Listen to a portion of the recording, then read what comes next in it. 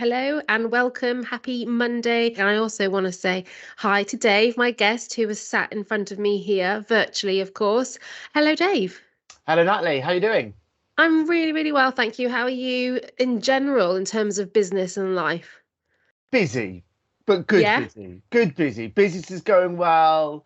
Family of three, so that's always busy. So just yeah, I'm doing good. It's been a really, really good start to the year actually. So yeah, when I stop to think about it, when I get a chance to breathe, yeah, really well, thank you.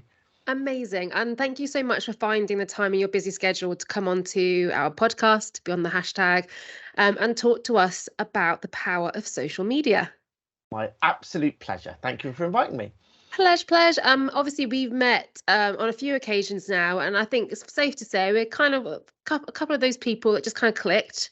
Very similar in personalities and kind of auras and stuff and focus. So yeah, it feels like we've known each other for a long time, but in reality, it's not long at all. No, and fair, and not even that much time physically spent talking to each Yeah, other either. But I completely get what you mean. Yeah, yeah. absolutely.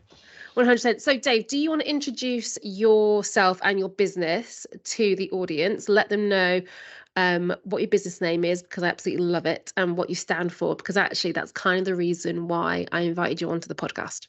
Yeah, okay, okay. Hi everyone, I'm Dave Plunkett. I am, as I mentioned, a dad of three from southwest of England, lover of football and music, and just having fun and enjoying life. And a big part of that is loving what I do. And I run a brand called Collaboration Junkie. And at Collaboration Junkie, we stand for the power of partnerships. Specifically, really around, I do a lot of work around lead generation partnerships. My big soapbox subject is that word of mouth is the oldest form of marketing, long before social media, long before the written word, long before everything. You had word of mouth. And for most businesses, it's the bit of their it's where they still get most of their leads from, but it's probably the area that they spend the least amount of time and strategy around developing. And so at Collaboration Junkie, we give people the skills and the strategy to form awesome referral partnerships. Love it. And how social media fits into that. Actually, if you get it right, if you have the right relationship and thought process around social media, the two go so very well hand in hand. Absolutely, 100%. Yeah, absolutely. Yeah, So when we talk, yeah, I'm not someone who's you should do partnerships and not do other marketing because it's a marketing mix, right? It's about getting everything in play, and social proof is huge in partnerships, absolutely massive, and so yeah, vitally important. yeah, absolutely.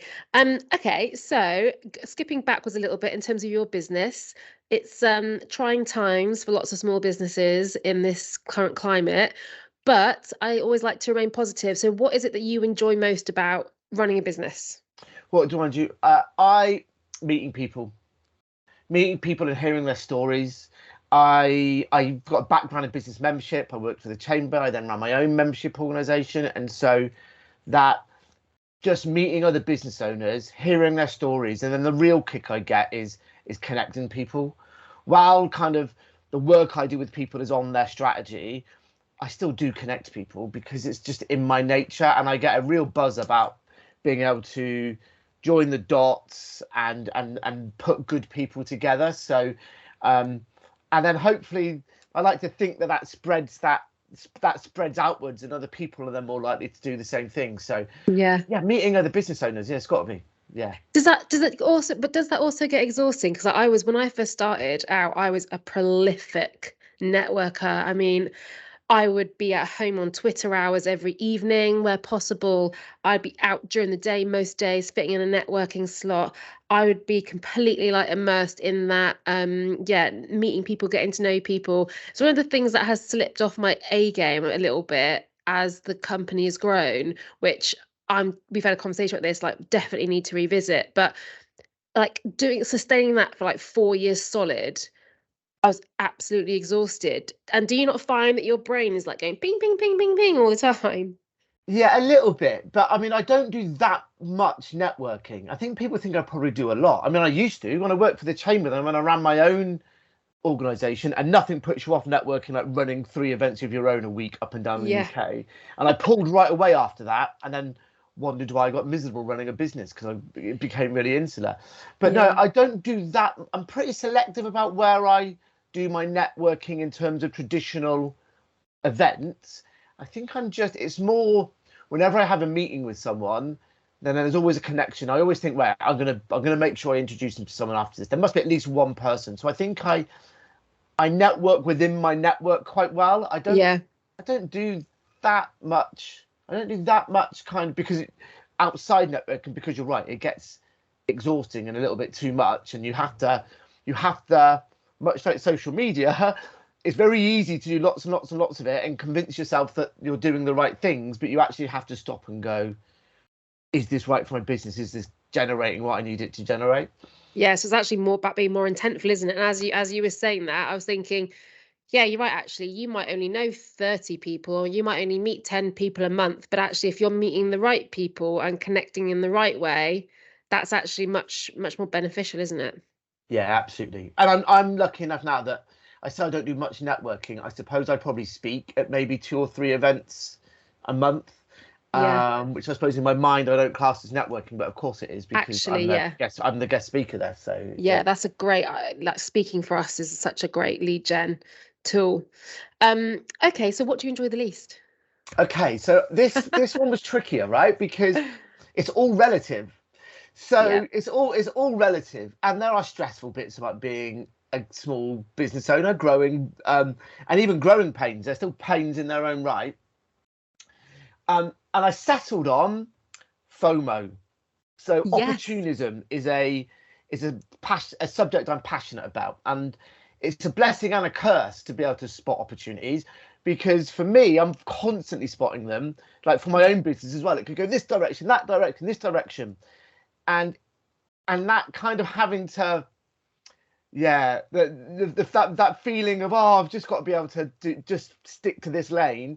And I would love nothing more than be able to indulge all my wild ideas about where I want the business to go all at the same time and have other people do it. But you have to earn that, right? And Yeah. I haven't. And so on one hand, it's the bit I enjoy the least. But in the last 5 or 6 months, I've been more focused than I've ever been, and I'm finding that really stimulating. So it's it's learning to live with it, and knowing that actually it 100%. yeah. When So I first started, yeah, before I joined an accelerator course, and oh my God, I must mention the NatWest Accelerator on every episode here. So I really do need to start cashing in on that. Um, but I remember before I joined there, I felt, well, the only way I could describe it was like I had so many ideas in my head that I just needed them to be quiet. I needed someone to say, no, Natalie, that's crap. Or yes, Natalie, that's a really good one. That's worth pursuing. But I didn't know at the time. I didn't know what was worth going for or not. And actually, you're right. You do have to decide a lane and stick to that lane, and then focus and go all in on that. And then once that's established, then you can start branching out down different roads.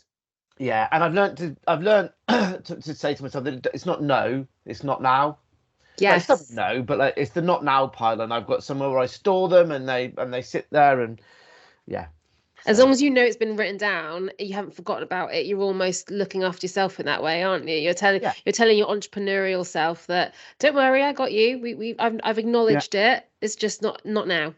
yeah. And then but on the subject of opportunism, if an unbelievable offer came in to go down that route, then yeah, you're alive and you're alert to it. It's just not where you're focusing your proactive energies. You're doing your thing. So that's Yeah. it. So that FOMO piece is, yeah, it's necessary but not enjoyable.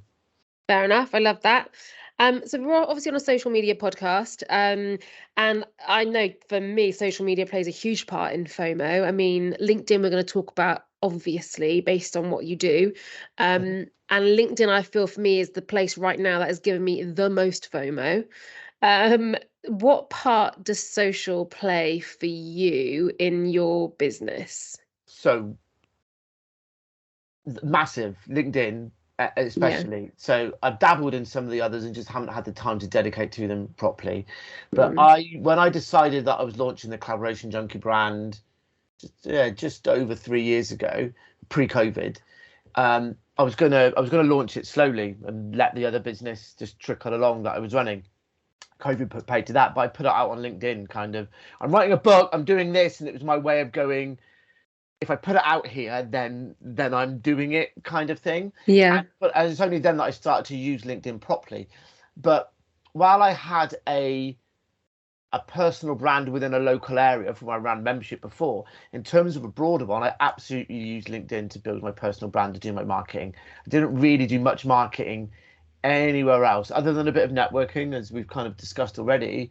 LinkedIn was really where I've done it, and it's where I continue to do stuff. My marketing channels are really LinkedIn and speaking, outside of networking and referrals, obviously. But in terms of outward facing stuff, it's speaking and LinkedIn. So it's played a huge part in the business, to be fair. Yeah, LinkedIn for me is that kind of key B2B predominantly, I guess. If I want access directly to decision makers, and I know there's people are connecting with me, it's really opened the doors to opportunity and to social proofing.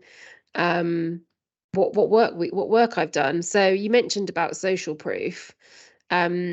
Like, do you want to explain to the audience, in case anybody doesn't know what that means? Just let them know what it is and how it works. Yeah, and I'll put it into the context of my business and the work that I do with people as well. And that's, I talk about, obviously, if someone makes a referral to you, that's a super hot lead, right? They know you, they trust you already because they've been referred in. But that doesn't mean they're just going to buy. They're still going to go and check you out. And that social proof is that, whether it's your content, whether it's case studies, whether it's testimonials, whatever it may be, it's where someone can go and decide whether they like you as a person and an individual, and then also think that you're knowledgeable enough and like the quality of your product or service. And I think there's those two. I think they're the two main aspects to social proof, and that's where I like the fact that LinkedIn is a bit more personal than it used to be. I mean, I always used it in that way anyway, because that's me. People buy from people they know, like, and trust, but people buy from people. And so that social proof is about people going and checking you out first. And I absolutely know LinkedIn has worked like that for me, because I've had people that I've met very briefly through a referral, and then by the time I've got on a call with them, they're ready to buy from me. Yeah. No, it wasn't my website, because while I've redone it now, it wasn't great. It looks nice, but it didn't say what I did. So the only way they could have been that ready to buy is if they'd gone on LinkedIn, seen my articles, seen my content, etc., etc. So it's absolutely massive. It's that long-term game, isn't it? I literally just had a message 2 weeks ago from on holiday from someone who I'd been connected with for quite a while. We don't really show up on each other's feeds. And I did a workshop with the NHS, and I posted the feedback from it, or a picture of me doing it, delivering it. And I had a message within like 2 hours from this person saying, would really love it if you could send me a quote for some work. Yeah. And that's what's, for me, is like, that's so powerful, right? It's like, if you commit to it and you keep nurturing that relationship, you really don't know when that person is going to get in touch or convert, or but you do have to commit to it. All these people who build out connections and create massive circles on LinkedIn then don't post, it's you're losing out. Yeah, absolutely. And I know people can get stuck with what to post, but you mentioned it there. You do a workshop, you take a picture, you post it. And I do that all the time. And it's just easy content. Like, there is a little bit, me and you are quite extroverts, so we have no issue in going, oh, yeah, great. Photo, bam, let's get that up there. I appreciate not everyone is that comfortable, but get comfortable. Like, it's content. It's easy content that not only is an easy post for you to do, but it's like you just said, it's reminded someone. People might think, oh, there's no value in that. Well, there is for that person that needs their memory jogged that that's the thing that you do. So I hear that all the time. Oh, no one would be interested in that. It's like, I understand why you think that, but trust me, somebody will find that interesting. Yeah. So anything, and I always think like social media is about documenting your life, or documenting your career, your business journey, your deliverables, your story. And if you think about it like that, less like a sales channel, then you will start to see opportunity for content wherever you look and however you are every day. Yeah, people ask me how I get my speaking gigs, and I need to be more intentional about it this year, and maybe get an agent and all that sort of stuff. But right now, I'm quite good when I do speak, so that's first and foremost. You need to be good at what you do. But I say in advance that I've got a speaking gig on, and then afterwards I say that I've had the speaking gig and how it went, and people say nice things on the post and everything else. That's literally it. That's all I do, and so people come to me, and it's easy content, but it works. It's just absolutely easy content, and also the key thing to remember is like, if social media gives us an opportunity to make hundreds of people aware of something that's happening. So one of the team today said to me, "Oh, we've had some really great feedback on our LinkedIn newsletter," and I was like, "Oh wow, that's really cool." I was like, send a screenshot and we can use that outwardly on social. So it's generating that content for us. But if we don't share that with people in our network, then nobody else is going to know that that's going on. Yeah, absolutely. Yeah. So on that note, you've touched upon the speaking side of content. Is there any, and kind of delivering proof about what you do, is there any other content that works the best for you? So I do a pretty broad mix of content. I do articles, I do long form posts, I do short posts, I do regular videos. And the videos cover a range of stuff. The key, so it all works for me, I think, because it becomes as a package. But the number one thing for me is it's posts with personality. Cool. So I do some out and out personal posts, right? And of course, they're the ones that get the most likes and all that sort of stuff. We all know that on LinkedIn, right? I will, if it's a personal post, I'll be blatant about it. Everything I do is done with honesty, right? You can see when people do those posts that they then try and morph into a business post, and you go, really? Like sometimes I do see a genuine life work analogy, and I'll do it. And you can see when other people have done that, but you can really see through it when people are just trying to shoehorn. But everything I do is done with personality. Nice. Whether it's a personal post or a business post, it's done with my personality, and I think people respond to that because it's real and honest. And so that's my key thing, is that I do everything with that in mind. But I do such a mix of content, and yeah, I'm sure you would probably suggest that I should track it more and see. But because it is about social proof, I'm not looking for direct leads from things. I do a broad mix. It's more of an awareness kind of long-term game strategy for you, and it's all about increasing that reach, in which case you do need to create that the variety, and make sure the personality is in there. And it seems quite basic maybe, but for so many people, they don't realize there is no difference, so to speak, between a business and an individual sharing on social media. Yes, you need to be mindful of causing offense if that's your brand, and you need to be professional if that's your brand. But actually, humanity sells, doesn't it? Like relatability and human connection has always been what's worked on social media. It works offline. It's always worked offline. So the social is no different for that. Yeah, absolutely. And I think the other thing about judging what content does and doesn't work as well is, unless you're looking directly for leads, well, what are you judging your metrics on? Because a post, as I said, the personal post, out and out personal post, pictures of the kid or the dogs or whatever, might score loads of likes and comments, things like that. But actually, if that article you wrote, it's the people that engage with your posts on LinkedIn are very rarely the people that buy from you. It's the lurkers, right? I love a lurker. Been looking at your stuff for ages, and I'm like, have you? I have no idea who you are. But they probably responded to that really good long form post that got like 6 likes and no impressions or whatever. And so it's a really hard one to put a number against sometimes, I think. So yeah, no, I love it. Okay, well then, in which case, my question is, if you are posting all this different content, this variety of forms and length, etc., how are you planning and prepping it all? Or are you an on the fly guy? Yeah, very much. And but I don't want to be an on the fly guy. I want to be more planned out and more. But I start off with good intentions and I don't quite get there. So I am quite on the fly. That works for me because typically I can go bam. And if I miss a day, I try and do something most days, but I'm Yeah. not going to get around to doing something today. I wouldn't have thought, but I might. I might just comment about the fact that I've been on this podcast and looking forward to it coming out. In fact, I will. That's nice and easy. Yes, there we go. Done. You've got a piece of Yeah, content. but I won't. So that's it. I've got enough. The thing is, I've got enough stuff going on with events that I'm going to be speaking at or not to be able to always do that. I've got enough content in my mind, so I can do stuff on the fly quite well. Where I have got much better is doing bulk content. So I am repurposing. So I did an article on 9 reasons not to partner. So it was a bit more contrary. It was a bit just calling out some of the ridiculous things I hear from people. And that's going on at the moment, actually. And so, but then I also do a partnership tip video every week.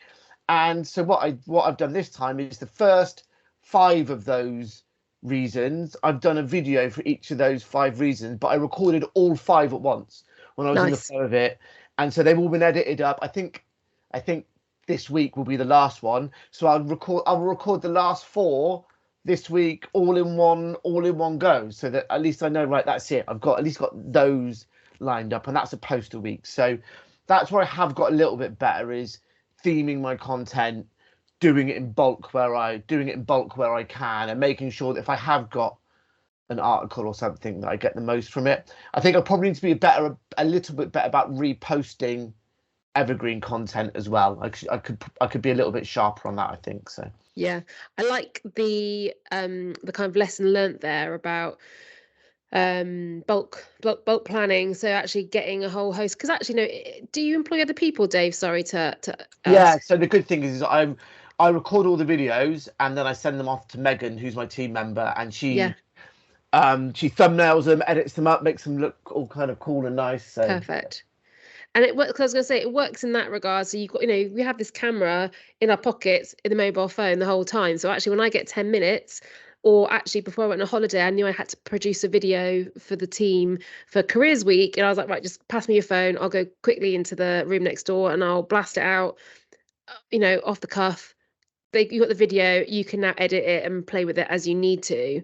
But even if you didn't have team members, actually, if you made 5 videos on your phone, you've got them there and then, so that you can set yourself a reminder to be like, right, on the bus, on the train, get that video posted, or, do it at 5 p.m. or 8 p.m. You've got it already saved. Yeah, and especially for people where they're a bit nervous about doing video, right? So I started doing video. When I started doing video, I started doing rants of the week, and it was just my way of getting over a video hump. It was like, if I just do something, instead of doing something that's slick, if I just do something personal to camera, that's that kind of style, I'll get over it. And in the end, they were really popular, and all around kind of personal branding, right? But and you can do those quickly. But for some people, they really struggle with this. And I was chatting to someone the other day, and she was like, I'm committed to doing videos. I said, well, don't do 1 video.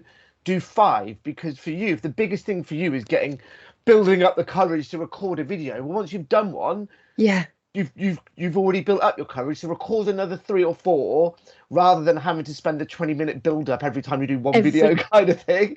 I love that. That's such a good lesson, such a good tip as well. What else have you learned then over the last few years in terms of your social media journey and how it relates to the work that you do?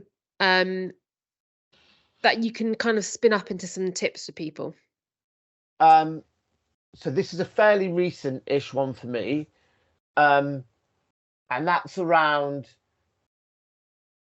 being clear about what you do and who your target market is. So that doesn't mean you can't give value to everyone, but being clear about who your target market is. So I built up a great personal brand over a couple of years, but I probably wasn't attracting, well, not probably, I definitely wasn't attracting enough of the right people to work with. And that's only because I didn't know where that was myself. I was trying to be too many things to too many people. And so it's fine to do content for all. So I run a monthly event now, same content every time, and so anyone can come along to that. That's great. But I need to make sure that the actual who it's really aimed at and who I'm really looking to engage with is my market, and that's who it is. And being clear around what your actual offerings are. So I would talk broadly about collaboration and lead gen and all that stuff, but not with enough specificity around what I do, Yeah. and it is a marketing channel rather than sales. But if no one knows what you do, well, then Yeah. you're not going to get the results from it. So I think having that, and this is obviously broader than social media, right? I wasn't being targeted enough on social media because I wasn't targeted enough in my business as a whole. Okay, so Mm. it's a broader issue than that. But I think there is that being clear around who you want to speak to, about who your message is really aimed at, and making sure you keep that in mind. Yeah, it's really tough, isn't it? Because two things. You think that everybody knows what you do. And you think that because you said it once 2 months ago, everybody will know and remember, but they don't. And actually, that's a really good reminder for me, by the way, because I'm like, yeah, we've got all these thousands of people on our socials.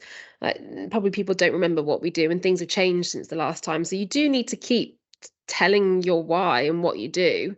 Yeah. And you're right, it is part of a mix. It's not the be all and end all, is it? It's not a one size fits all. And you do have to include those other elements of marketing in, like the face-to-face referrals. What do you love most about the partnership and referral side of business growth? What I love most about that is that I'm sure you've heard of the thing, where they talk about no one buys a drill, they're buying Yeah, a hole in the wall. And they're not even buying the hole in the wall, they're not even buying the shelf they hang, they're buying the kind of feeling of contentment when they look up at the picture on the wall. They're buying the brownie points that they get from their partner for doing it, or whatever it may be. But that whole looking at that thing as an end-to-end process, if partnerships, I kind of think my mission is that if people could get their partnerships right, then all you're doing is every step of the way easing a customer's journey from right at conception all the way through to the end result that they really, really want.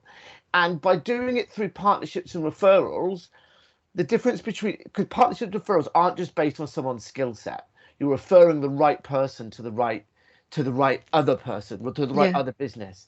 And I love the idea that actually, if you created this perfect chain all the way along, then essentially what you're doing is you're just delivering an enhanced experience for whoever wants that end-to-end service. But you're doing it in a way that creates abundance. You're not having to go out and search for those leads. It's done in the most efficient manner. And when things are working really well, you can use that abundance to do better things for the world, your business, whatever it may be. So it's just the most enjoyable way to work. We're connected people by our very nature. That's the yeah, good bits of social. Like, there's lots wrong with social, but the good bits of social is when it helps us to do what we all want to do, which is connect.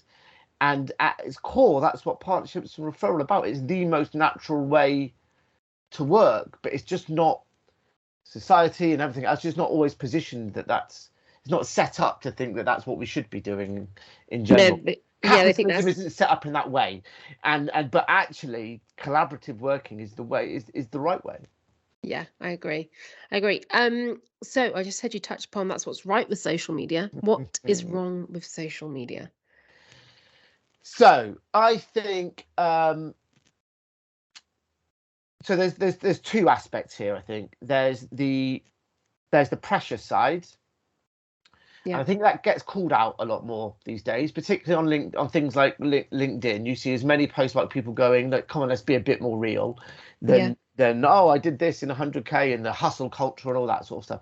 But there is pressure. If you're putting yourself out there, there is pressure to to live up to those. And while I've got relatively thick skin, but I still kind of feel that, and I know for other people they feel it more. And then when you're looking on in personal life, like I've got a almost 9-year-old daughter and things like that, and two younger sons, you kind of go, you don't like where that potentially heads. And the on that side of it, that kind of that pressure that pressure to comply and comparing yourself to others, I don't like the dopamine hit that it gives, and or that they design these platforms specifically to generate that dopamine hit. The platforms are designed to be addictive, and yeah. that's not great. Have you seen? Is it the social? What's the one with? people from Google and Facebook, where basically none of their kids are allowed iPads or social No. or all the people that design it go, no, Stay you're not away, allowed stay it. away. Yeah. And so that aspect of it being designed to control us isn't you've got to be really strict to have a healthy relationship with it, right? Yeah. And as human beings, typically we're not that strict with ourselves. So it's got this wonderful ability to connect and stay in touch with people that I normally wouldn't stay in touch with, and all that great stuff. You've just got to be really, really, really self-aware. And so that's why I'm not on most platforms personally these days. I'm probably still only on Facebook because I've got a couple of groups that I'm a part of and Messenger, but I would just find myself being distracted too often, doom scrolling at the end of the night when I should be going to sleep. And so I just don't do it as much as I used to. And I even have to catch myself on LinkedIn. It's really easy on LinkedIn to just aimlessly scroll the feed. So it's about being intentional, I suppose, isn't it? So yeah, I like it. Great tip to finish off with, Dave. Be intentional. We both see the benefits, and even for me as somebody that's in the social media space, like I will totally stand behind the health and well-being side to social media. So yeah, always do it with intent. Yeah, absolutely. Thank you so much for being on the podcast. Our time is up, but before we finish, it's time for my favorite part of the show, which is the epic social media fail. Dave, what you got for us today? So this was the what was it? I can't remember the brand because it was on your Nivea. Yes, with the White is Purity campaign.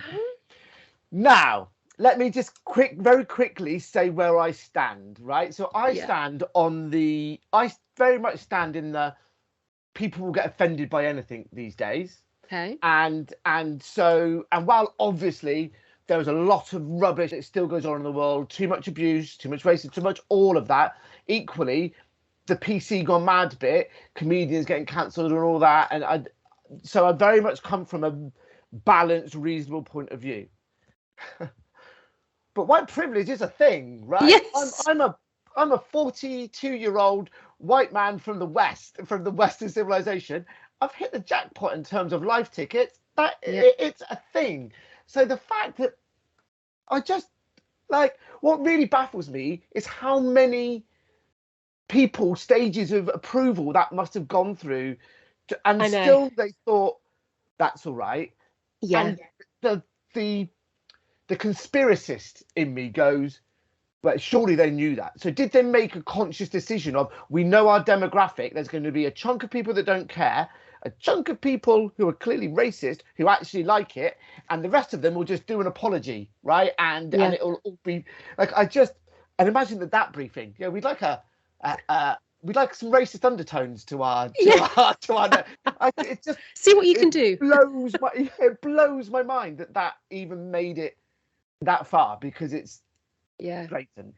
We will add the link to this post to the show notes so you can see it. But yeah, basically picture of a female with her back to us. She's wearing a white robe. She's got dark hair. It was promoting their transparent deodorant, they called it. And yeah, the tagline was "White is Purity." Just insane. I mean, let that sink in. I mean, on so many levels, as Dave was saying, how did that get through the levels of sign off that you would need in a corporate comms team for a brand that big? And who wouldn't have seen that and gone, I don't think that's right, actually. If they didn't, then they've got a serious issue with diversity within their team. They really do, don't they? I know, we need to be sending someone over. Anyway, the ad was criticised for racism. I don't actually know if it got taken down, but I'm assuming it did. You would have thought so. And I'd probably see an apology sent out about it. But yeah, guys, we've had loads of fails like this on the show. Sense check stuff. Oh, Dave, anyway, it's been an absolute pleasure. Thanks so much for your time and for being on Beyond the Hashtag. Stay well, and I'll speak to you soon. Yeah, thanks for having me. Cheers.